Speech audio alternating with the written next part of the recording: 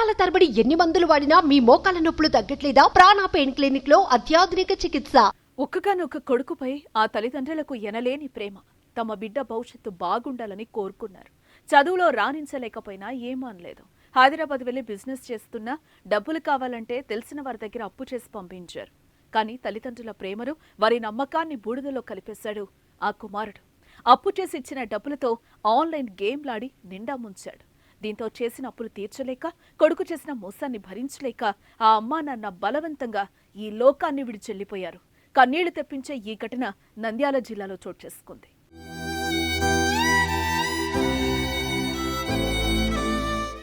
పిల్లల భవిష్యత్తుపై తల్లిదండ్రులు ఎన్నో కలలు కంటుంటారు. అందుకోసం అహర్నిశలు విశ్రాంతి లేకుండా శ్రమిస్తారు. వారు తిన్నా తినకపోయినా పిల్లలకు కడుపు నిండా తిండి పెట్టి కడుపు నింపుకుంటారు. ఇక ఇంటికి దూరంగా బతుకుతున్న పిల్లలపై తల్లిదండ్రుల ప్రేమ, బాధ్యత చెప్పనక్కర్లేదు. అక్కడ కష్టాలు పడకూడదనే ఉద్దేశంతో పస్తులుండి సైతం డబ్బులు పంపే తల్లిదండ్రులు ఎంతో మంది ఉన్నారు. అయితే తల్లిదండ్రులు పంపించిన డబ్బులతో జల్సాలు, జూదాలాడి వారిని అప్పుల పాల్చేసి మానసిక క్షోభకు గురిచేసి చివరికి ఆత్మహత్య చేసుకునేలా చేశాడు కుమారుడు.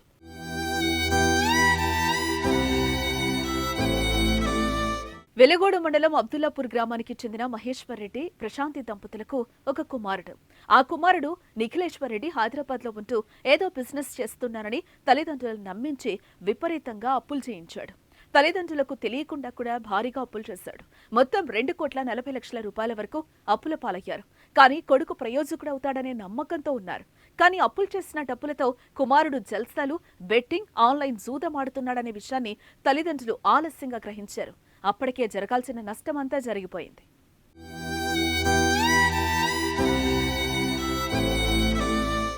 అప్పులిచ్చిన వారి నుంచి ఒత్తిడి మొదలైంది. దీంతో ఇల్లు, పొలాన్ని అమ్మేసి సగం అప్పులు తీర్చేశారు. మిగతా అప్పులు కూడా తీర్చాలని ఇంకో పొలాన్ని అమ్మకానికి పెట్టారు. అయితే అది తక్కువ ధరకు అడగడంతో తీవ్ర మనస్తాపానికి గురయ్యారు.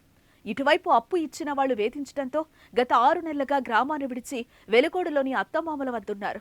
ఈ క్రమంలో మంగళవారం రాత్రి పొలంలో విషం తాగి బలవన్మరణానికి పాల్పడ్డారు.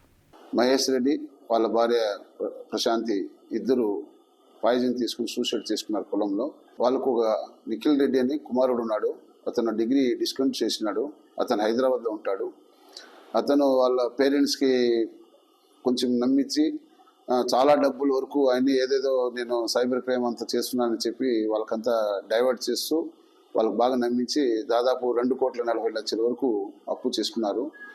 ఈ అప్పుల అంతా వాళ్ళ ఊరు వాళ్ళు, అబ్దుల్లాపురం విలేజ్ వాళ్ళు, వెలుగోడు వాళ్ళు, చుట్టుపక్కల గ్రామ పంచాయతీలు, బంధువులు, వాళ్ళ పేరెంట్స్ అంతా వాళ్ళు చాలామంది అప్పులు ఇచ్చినారు. అప్పులు ఎక్కువ ఉండడంతో ఆ అప్పు కట్టుకోలేక ఆ బాధతో భార్యాభర్తలు ఇద్దరు మానసికంగా ఇది అయి సూసైడ్ చేసుకున్నారని చెప్తున్నారు. అయినా మేము మెరిట్ ఆఫ్ ది కేసు, ఆ సూసైడ్ నోటు, ఏమేమి జరిగినాయి అన్ని యాంగిల్స్లో పూర్తిగా క్షుణ్ణంగా విచారించి ఎవరిదైనా దాంట్లో ప్రమేయం ఉంటే వాళ్ళపైన చట్టరీత్యా చర్య తీసుకుంటాము. కుమారుడు కోసం కోటలో అప్పులు చేసి అవి తీర్చలేక తల్లిదండ్రులు చనిపోవడం నిజంగా కన్నీరు పెట్టించే విషయం. పిల్లల జీవితాలను రూపొందించడంలో నిస్వార్థమైన ప్రేమ అందించి వారి జీవితాన్నే త్యాగం చేసే తల్లిదండ్రులకు ఈ పరిస్థితి రావటం చాలా బాధాకరం. దీనిపై మీరేమంటారో కామెంట్ చేయండి.